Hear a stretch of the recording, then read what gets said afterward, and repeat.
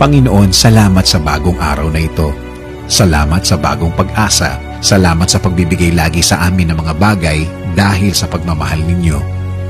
Panginoon, gusto naming magpasalamat dahil binigyan mo kami ng kaibigan para makasama, makausap at makaramay sa kahit anong pangyayari sa aming mga buhay.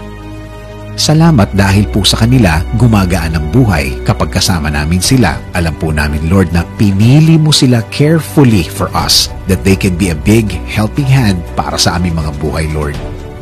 Dahil alam namin na kilala mo kami at kilala mo ang aming pagkatao. Thank you for showing this person to us. Alam mo, Panginoon, na kami magkakasundo sa maraming mga bagay.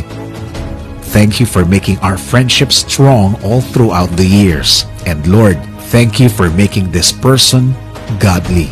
Dahil minsan, hindi ko maintindihan ang mga bagay sa buhay. At the end of the day, this person is always reminding me that you are still in control.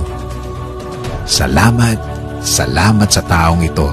At Lord, hindi lang ako nabibless sa kanya, kundi ang buong pamilya ko na lagi kaming isinasama sa kanyang mga dasal, na lagi siyang nangungumusta, na laging inaalam ang aking kalagayan and also my family. Lord, thank you sa lahat ng kaibigan sa mundo.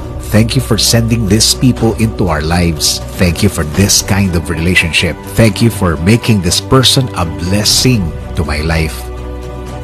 Lord, i-bless niyo po ang taong ito. Bless them more, God. Alagaan niyo rin po siya at mahalin. Please continue to use them as a blessing to others because this person has a good heart. Bless our friendship, Lord, with more years of being together, glorifying your name. Prayer din namin, Lord, na patuloy niyo kaming proteksyonan ng inyong pagmamahal, kami at ng aming mga pamilya.